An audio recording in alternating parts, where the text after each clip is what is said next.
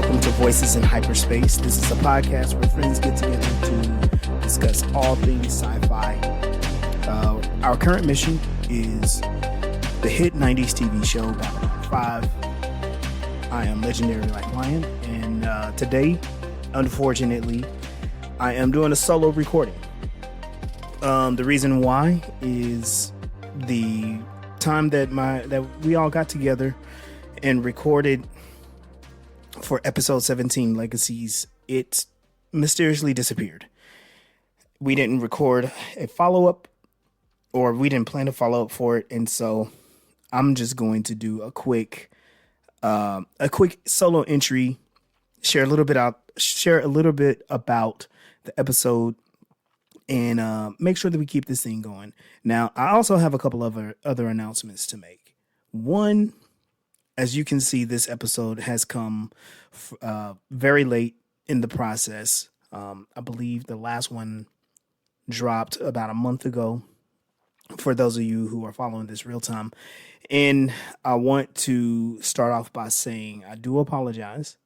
There were a few technical difficulties, and then members of the crew have been having some personal issues that we just decided, you know what, it's a good time to take a break. Along with that, for me to make sure that people know what's going on, I had to take a break because of a personal medical issue. I had an emergency, and I did spend some time in the hospital, and I've been in recovery. I've been at home, but I've been in recovery for about a month. And the good thing is, you know, I'm looking like I'm moving in the right direction, and we can expect good things. This allows me to continue to do the recordings and just have fun with this. And as you'll see in future episodes, be able to connect with my friends and other members of the crew, be able to continue to record the show, and just have fun discussing sci-fi. So I know we've been keeping people in the dark for a little while. We will be posting some different content on the YouTube, some more impressions, because a lot's come out in the last month, and it's a lot of fun to talk about. And then we're also like close to the end of this season of Babylon 5. I'm excited about it. I want to make sure that people understand, like, season 1 is a really big setup season. And I guess that's true for almost any TV show, because I think that's true for any TV show, because a lot of shows really found their stride in season 2, season 3. Babylon 5 was planned out to be a 4-season series.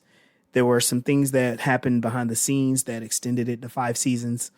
And so the story does change in season 5. We ain't there yet, but we'll when we get there, we'll talk a little bit about it. But however, season 1 sets up a lot of things to occur in season 2, season 3. And we got breadcrumbs about all of those different events happening. And coming up here, we're on the last leg of season 1. And you're starting to see things rev up a little bit more. We see a little bit more going on with the Earth-Mars situation. We get a little bit more with the election. We get a little bit more with each of our characters and the relationship between Earth Force, humans in general, and the Minbari and the other aliens. There are things that are moving forward. You will see how they all come together.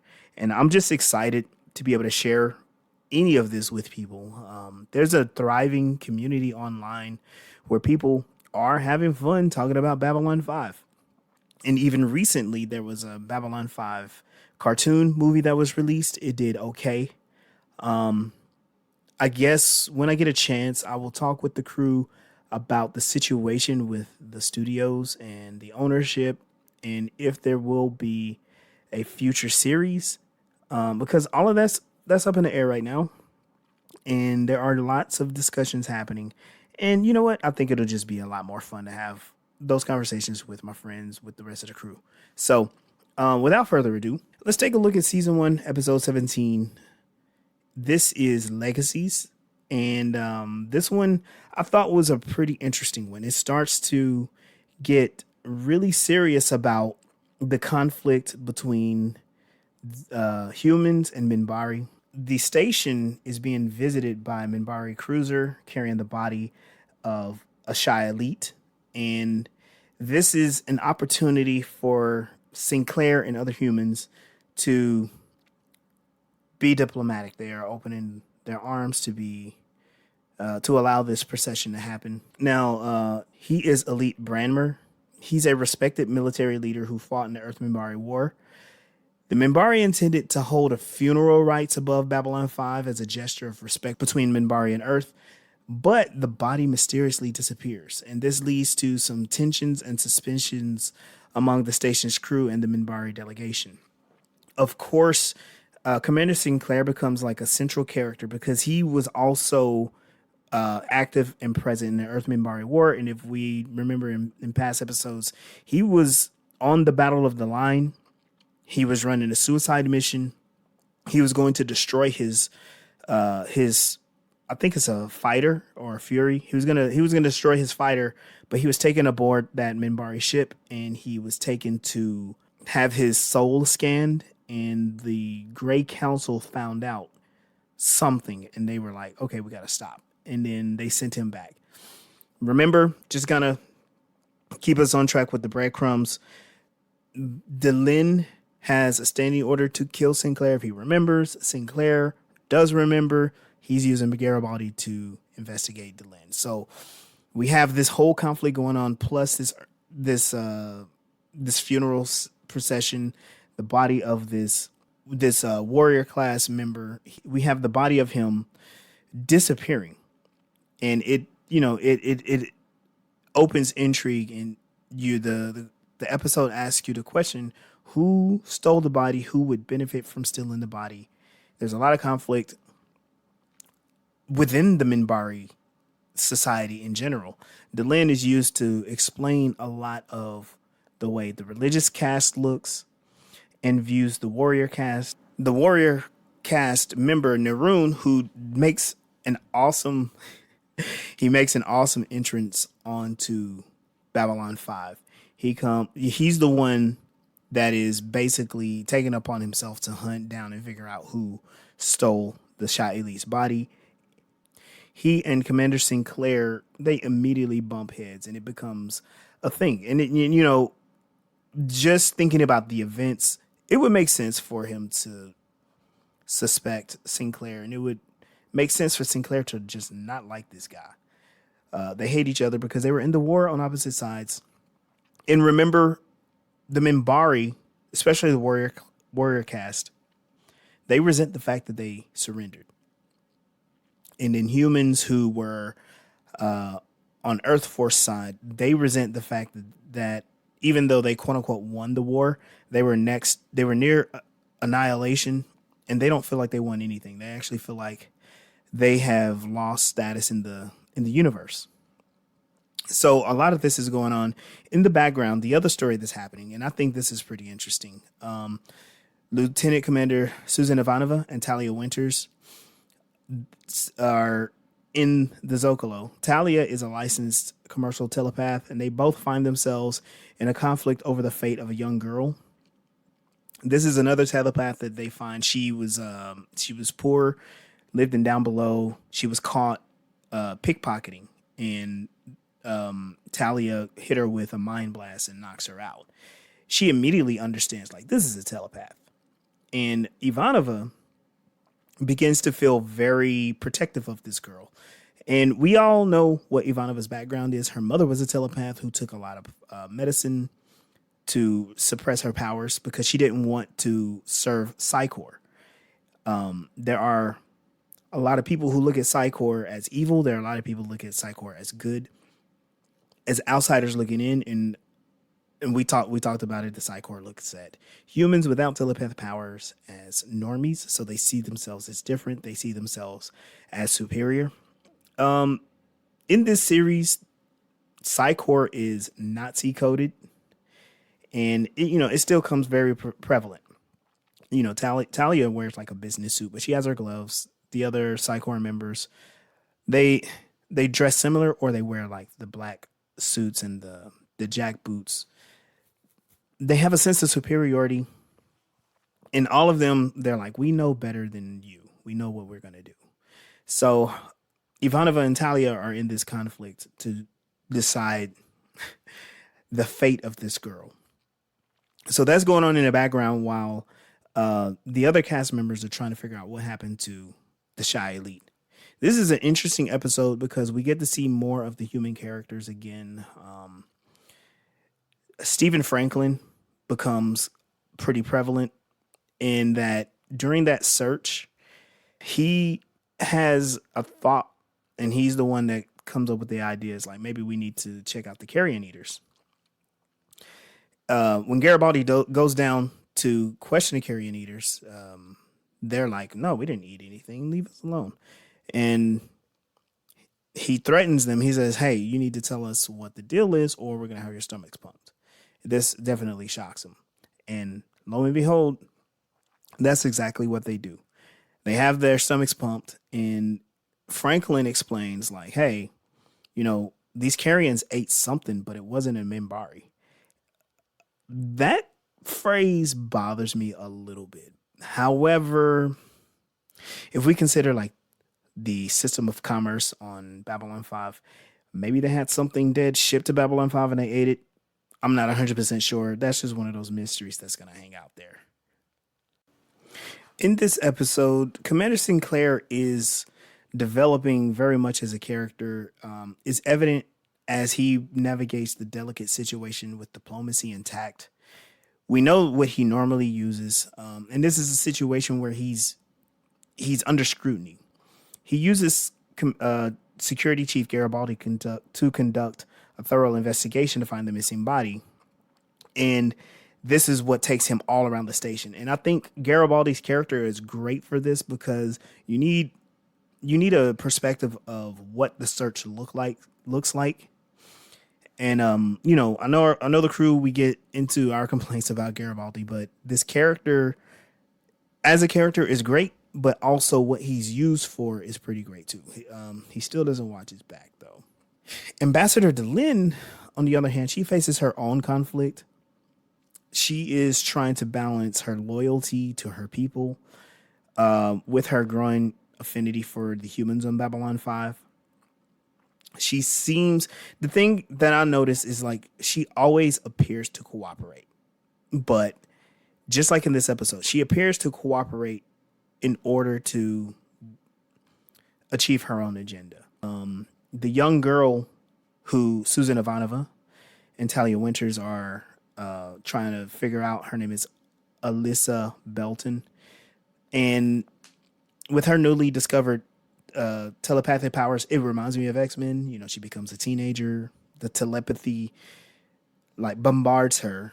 And as soon as she realizes she has powers, a lot of people want to use her for different things.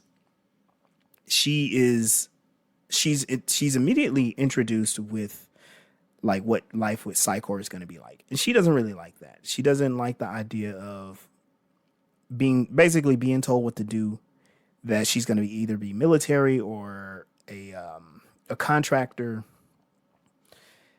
And she's trying to figure out like, well, what are the options that I have? And the other options though are run away, which means, be on the run all the time.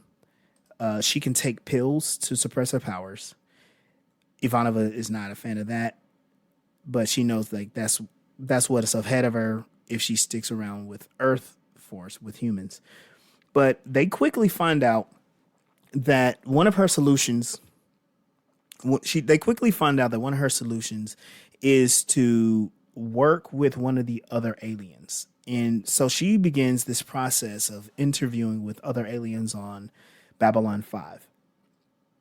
Her first interview, she is having a conversation with Natoth of the Narn, and they are basically saying, we'll treat you like royalty, and all you got to do is just in return give us samples of your DNA, blood, tissue samples, etc. And they're going to give her clothes, they're going to give her money, all of this stuff.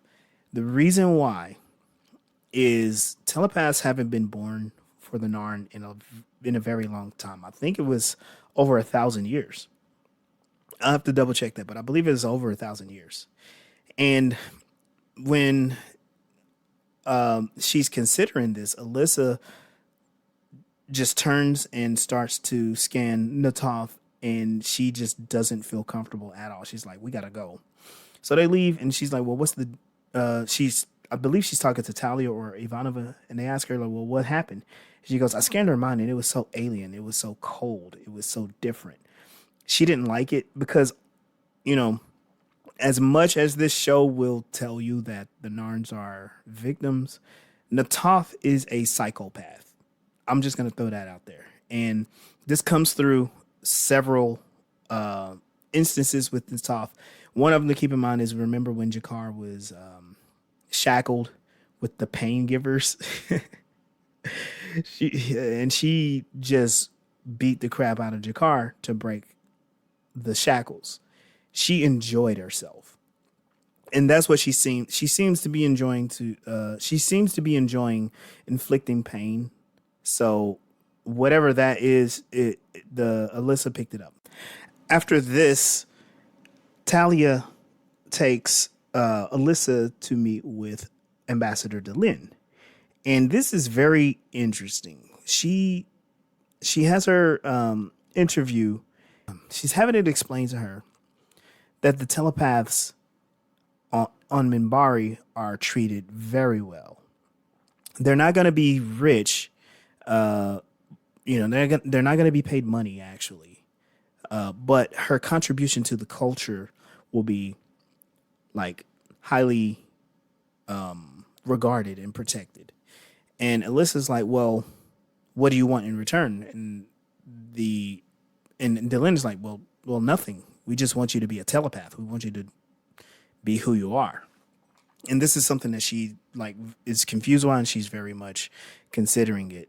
And so she has these different paths ahead of her: join Psychor, take drugs, work for the Centauri. I'm sorry, not work for the Centauri. Work for the Narn or work for the Minbari. And just to kind of wrap up this thread, she eventually does choose to work with the Minbari. She feels like she could be more of herself by working with them. And because they're not requiring her to give anything back per se, it seems to allow her to find like a path of development on her own.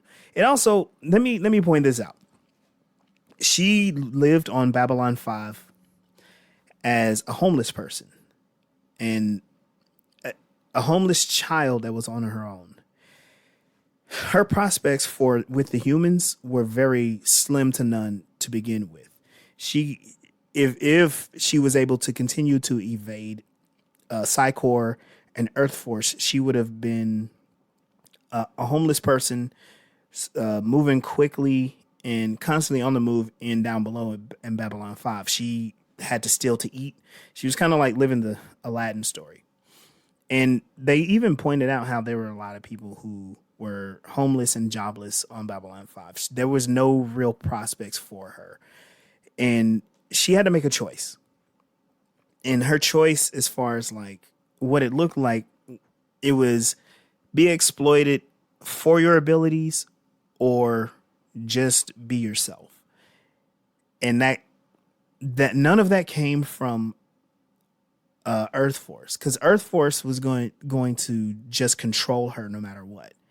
Either take away your powers or be exploited through Psychor, or be exploited and have your DNA extracted from the Narn, or none of that stuff. So she made a choice that made the most sense to her. Now back to the Shy Elite. I found this was pretty interesting because the way that the story unfolds there, like I said, Delin is appearing to be very cooperative, but there are a lot of exchanges between Delin and Nerun. You get a sense that the warrior caste really would just rather be in charge because they feel like that they would be able to better serve their culture and their society and not be looked at shamefully by the rest of the galaxy. The thing is, throughout the whole series, the Minbari are highly favored, but they are not conquerors per se. They have advanced technology. They have telepaths. No one really bothers them. The only time that the Minbari are dealing with conflict is more internally or with what's going on with the humans. There is a reason for that. There's a very specific reason for that. I believe when we get to season 2, there a lot of that is explained in season 2. Maybe the end of season 2. I can't remember. But we'll get there. We'll have fun there, getting there. But Ambassador Lin definitely appears to have a hidden agenda too.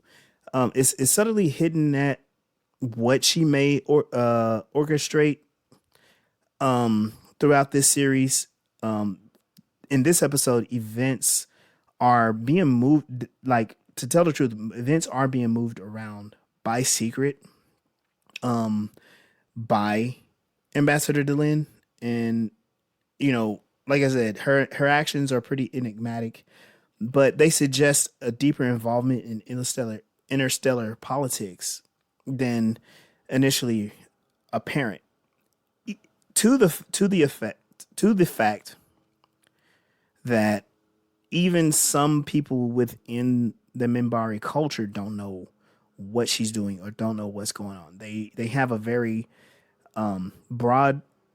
they have a very surface look at everything, but they don't quite understand like the full role that the Minbari play.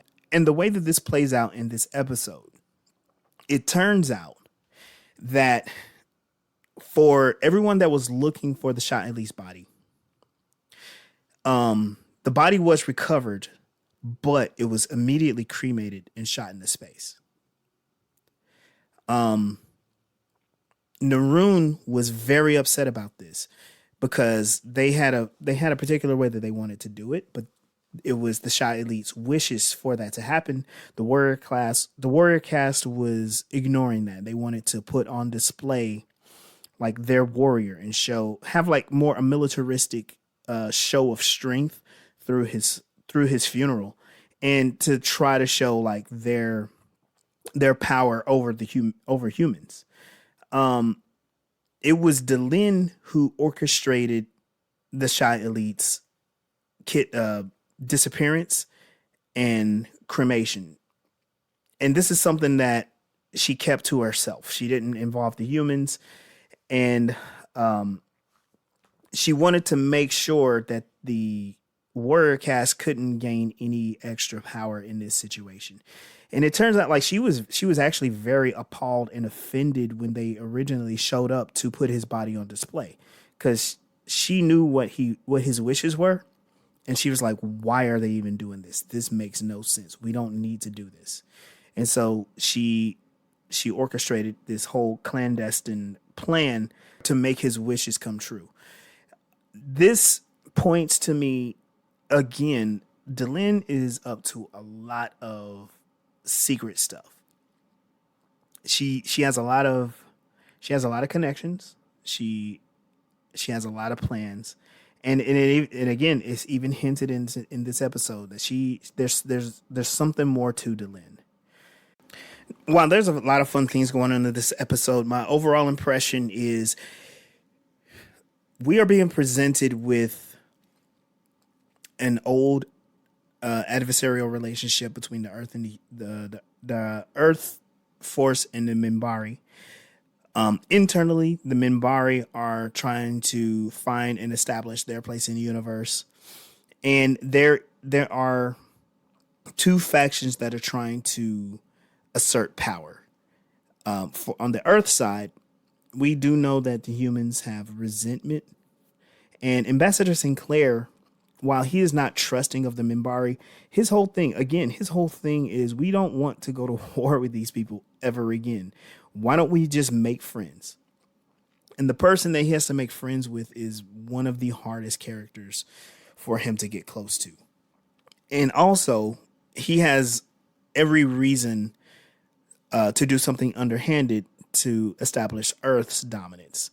Naroon, on the other hand, he has a lot of motivation to do some underhanded things to shame the humans and to question their status in the universe. But he actually behaves, for the most part, as an honorable person.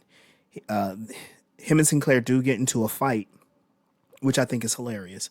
But at the end of it, it's not about it's not about a secret agenda. It's about something very personal. And in the end, Naroon is going to follow orders. He's going to just go with it and not no longer suspecting the humans. He will end his pursuit. And then for the telepath Alyssa, she's given a choice. Have a lot of other people control who she is and what she's going to do, or go with people who are going to let her be herself. So those are all a lot of different things that are going on in the episode. I think it's pretty good. I recommend definitely watch it, because you will see some breadcrumbs get drops that will help move the story forward. All of the characters who spend significant time do get some growth, like Ivanova.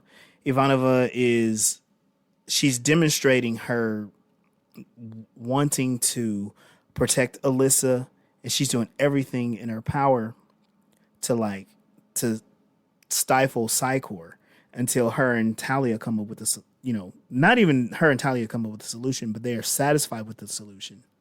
So all of that happens, and then this is going to help us see what the climate of Babylon 5 is. Now, these are just brief. This is just a brief summary and an impression of the episode. I recommend go ahead and watch it. I'm trying to get this in here so we can fill up this space. I don't want anyone to miss it and just wonder what the heck just happened if you're following the episode guides. So please do that. Now, while I'm getting out of here, I want y'all to remember Voices in Hyperspace is on Facebook. We have a Facebook group. You can go ahead and search for us there and join us and have these conversations or other conversations about sci-fi. You can find Mel on TikTok. You have Mel's Asylum, and I believe we have melsasylum.com. Be sure to check her out and get Galactic Tea, her impressions, and all of her thoughts on the different literature and sci-fi. Also, be sure to like and subscribe our YouTube. We want to build that up some more. We're going to continue to add more content, so make sure you look out for that. In the meantime, thank y'all for joining me for this solo mission, looking at this episode of Babylon 5. I'm Legendary Black Lion, and be sure to go ahead and like and follow Voices in Hyperspace. We will see you next time.